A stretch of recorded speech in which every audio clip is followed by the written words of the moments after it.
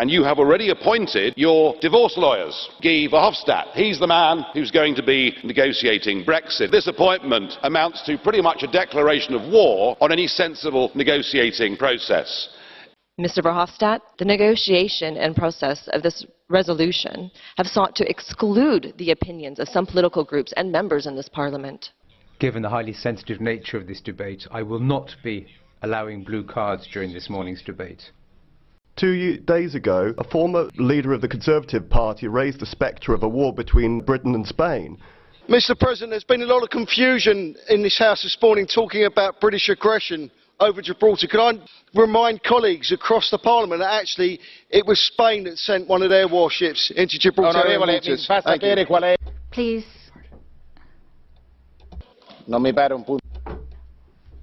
That does not seem to be a valid point of order. Let's now move on to the votes.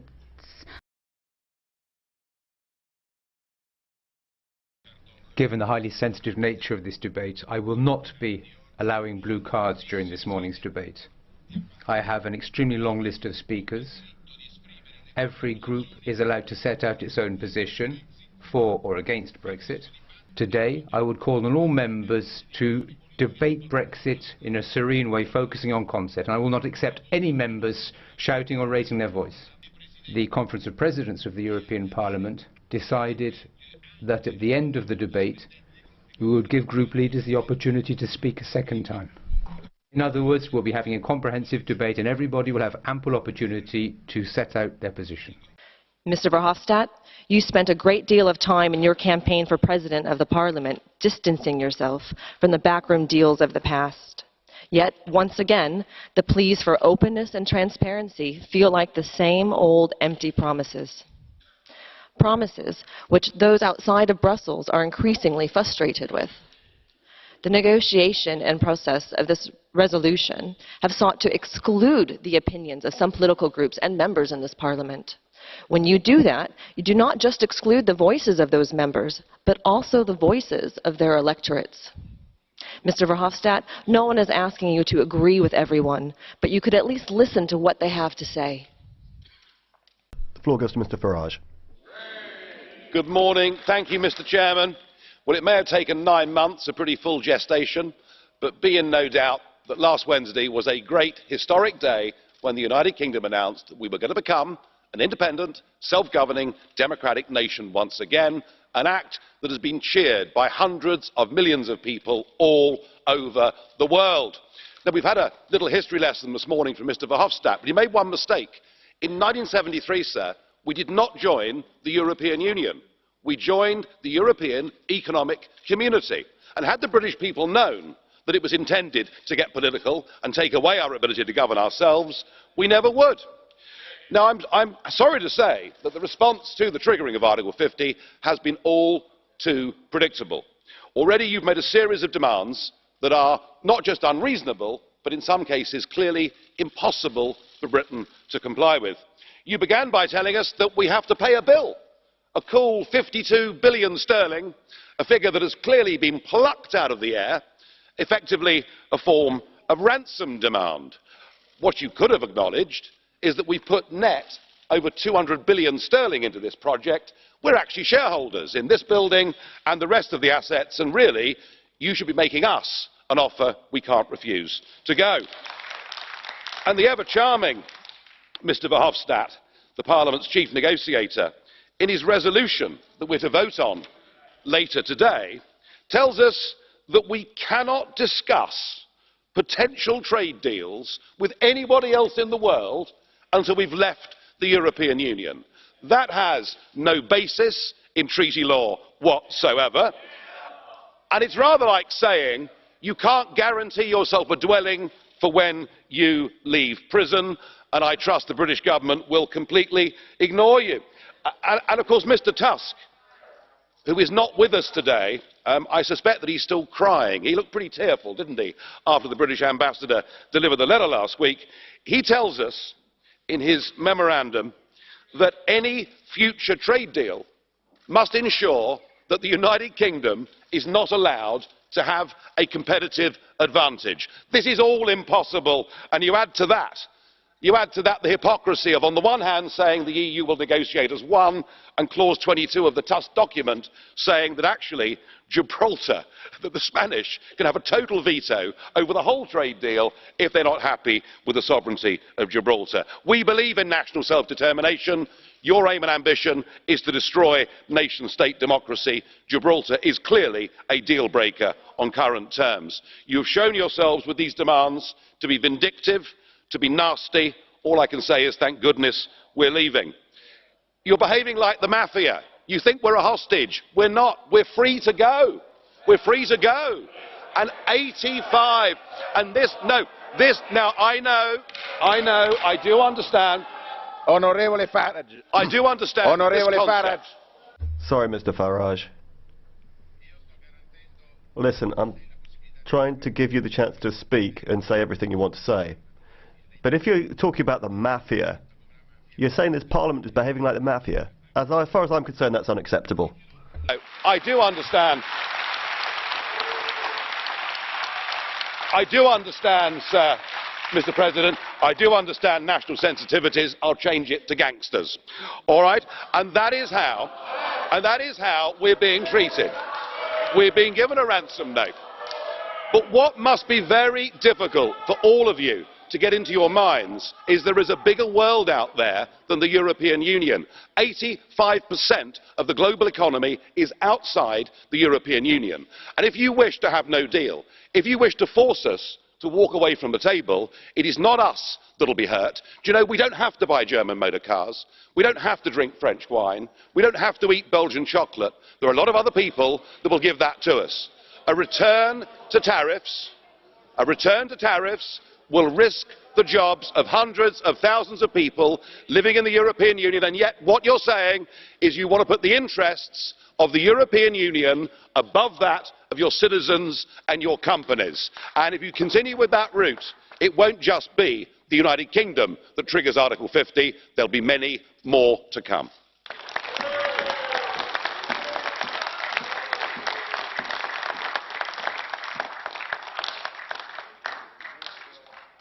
Mr. Pittella. Anche il pensiero. Yes, I must say that the thoughts of the Socialists and Democrats group go out to the victims of the chemical attack in Syria. We feel sorry for the victims. 20 children or more have been killed. That's an absolute scandal. It's a scandal, a shame upon all of the political decision makers. We get the impression that the Syrian regime is being given a carte blanche to do whatever they like. When we're faced with a real war, you see how irresponsible certain politicians have been. There's nothing to laugh about. 2 days ago, as Mr. Weber said, a former leader of the Conservative Party raised the spectre of a war between Britain and Spain. These are the words of lost dilettantes just clutching at straws. The Tories wanted the referendum, and the day after the vote, they didn't have the faintest idea about the procedure for starting the divorce proceedings. Now, you wanted to take back control, but what did you want to take back control of? You were promising people a better future, but your lies have simply caused absolute chaos in the UK. Well, let's not lie about it. This institution is the first to respond. And I would like to thank Mr. Verhofstadt because he has put in a lot of work on this resolution. And we will not give our consent if the conditions set by the resolution are not respected. We want to have respect for the rights of European citizens that are now threatened by Brexit. We have to speak truth. A country outside the European Union cannot benefit from the same conditions as members do.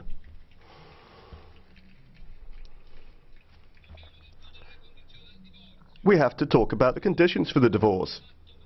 Only when we've made substantial progress can we discuss our future relationship. and we will send straight back to sender any kind of threat or ultimatum if the UK wants to use common security as a negotiating chip. The future relationship with the EU will be dependent upon the respect for the social, environmental and other standards of the European Union. We cannot see the UK becoming some kind of maxi tax haven. We don't want to see any favourable treatment being given to the city. We cannot see steps backwards for workers' rights.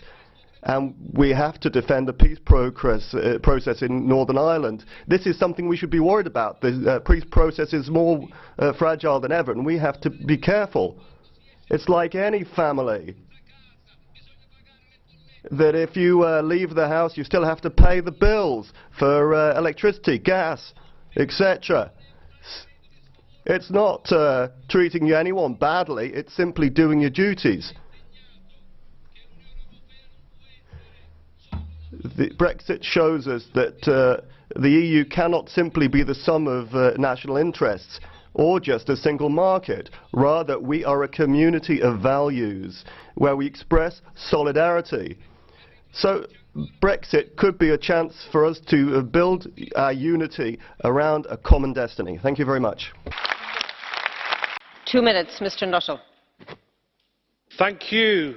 I think what we've witnessed over the past week has been the unedifying spectacle of posturing and veiled threats. From the ludicrous suggestion that we will be saddled with a £50 billion divorce bill, although we're a net contributor to the EU budget, to the claim that no trade deal will be negotiated until the end of the Article 50 process. This, I guarantee, would cause immense damage to the economies of the European Union and would result in putting many of your citizens out of work. It's what we call in the UK cutting off your nose to spite your face. However, the most offensive position that you have taken is the proposal that Spain will have the right to veto any Brexit deal over the issue of Gibraltar. I want to make it clear in this chamber today, the people of Gibraltar are proudly British. In 2002, 99% of Gibraltarians voted in a referendum against shared sovereignty with Spain, and the wishes of the people should be upheld. I do, however, have a solution to prevent Gibraltar being used as a pawn in Brexit negotiations and indeed end Spanish claims once and for all. Make Gibraltar a fully integrated part of the UK. Give her and our other overseas territories their own Member of Parliament. Give Gibraltar real influence and a voice in Westminster and send a clear message that Gibraltar is not for sale. In this area, we the UK can learn from our continental cousins, because the French give representation to their overseas territories, and I propose that we should too. I have been calling this for many, many years, and with the unique opportunities that Brexit has given us, I believe it is an idea whose time has come. Thank you. Mr. Annemans, 1 minute. Ladies and gentlemen, a call to the EU majority in this European Parliament. Please stop this emotional, almost hysterical performance which is designed to understate your superiority. We in the European Parliament shouldn't pretend that we have a veto. The only people who can decide in this whole debate are the populations of the UK and the European Union. And I would say there are lots of sympathisers elsewhere in the UK for what Britain has decided to do. Everything else is purely technical negotiations, and that's what we should stick to, rather than all sorts of expressions of desire to commit revenge or to couple free trade with free movement and so on. If there's one thing we can do, it's to express our political desire to treat the United Kingdom without rancune and to treat it as a good partner and an important friend. Mrs. James. Thank you, Madam Chairman. Well, the statements today by Europhile party political leaders were everything I had anticipated and feared. total misrepresentation of facts and issues by the Socialists and the EPP group, and misleading interpretation of history, UK economics, EU evolution by the Liberal Democrats, all allowed to pass uncorrected. This morning has seen political theatre, histrionics and political opportunism at full throttle by the Europhiles, and all because the United Kingdom has chosen to leave the European Union. Well, I suggest we get real and start adopting grown-up politics, because there is a serious leg of negotiations ahead of us, and we do not need to see yet more project threat, revenge and penalty from the likes of Mr Juncker, Mr Barnier and Mr Verhofstadt. That is not helpful, and all it does is pander to a press which at the moment is misrepresenting both the EU position and the United Kingdom position, and I don't feel that is helpful. So please, can I ask everybody to calm down and be calm and get on with it? Thank you. Mr Farage. Thank you. Well, I keep hearing what a positive project the European Union is. Well, Article 8 of your beloved treaty says the Union shall develop a special relationship with neighbouring countries in a spirit of good neighbourliness. Well, I get that. I understand that. I'm with that. That makes a lot of sense. So why, if that's the case, would Mr Tusk have written Article or Clause 22 into his memorandum, giving the Spanish a veto over the future of Gibraltar, when everyone knows that the Spanish are antagonistic towards the wishes of the people of the Rock? And why, Monsieur Barnier, why, in a spirit of good neighbourliness, would you have plucked this bizarre figure of 52 billion sterling out of the air that you say is our final settlement payment? Remember one thing, from the moment we voted Brexit to the moment we leave, we will net have put £30 billion into this European Union, and you want another 50. It just doesn't work. For any negotiation in life to work, both sides stake out a position. Both sides ask for more than they realistically expect to get. I understand that. But you've gone so far with this that it's just impossible for us to see any accommodation. I think there needs to be give and take on both sides. And I think if you gave on the money and you gave on Gibraltar, then what I would like to see the United Kingdom government doing is saying there are 3.3 million EU citizens living in the UK. They all came to Britain legally, and we will now unilaterally guarantee their rights for the future. Both sides need to give on this for any sensible deal to come out of it. We can walk away without a deal. It'll hurt European workers and European companies more than us, but surely it makes sense for both of us to come to a sensible accommodation. Now, Mr Pittella. President, not all Brits hate the EU as our colleague Mr Farage does. I'd like to remind you that 48% of British citizens voted to stay in the EU. And I'd like to remind you with great affection our comrade Jo Cox, who was assassinated during the referendum campaign. No one has ever obliged the UK to do whatever that may be. I've heard terrible things. I've heard threats, punishment, mafia. You decided to join the EU freely, and now freely you're deciding to leave the EU. It's not revenge, but you cannot impose your chaos on us. No parallel negotiations. Whilst you're part of the EU, you cannot negotiate with the WTO.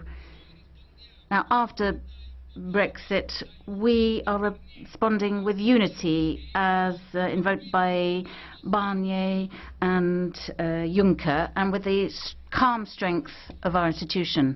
And I give the floor to Mr Weber. Colleagues, today's debate had a good tone, and I hope that a lot of citizens will have followed this, because they would have seen that the big parties, the European parties, have a constructive and level-headed tone, and regrettably the populists and extremists we have here just talked it up, talked about fighting on the streets. They've got to fight for independence, tough and unpleasant words, and I hope that citizens have heard this in the course of the discussion. I haven't heard any answers to the questions.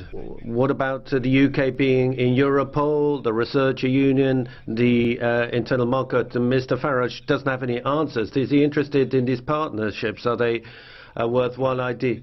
So the main issues are still on the table, really. Nigel Farage has told us in recent years how great it is that the UK is leaving the EU, so perhaps you could lead by example and no longer bother us in the debates in the European Parliament. Thank you.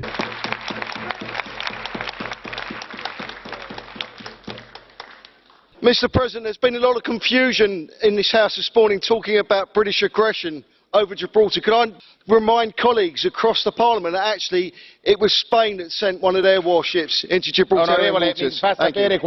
Please.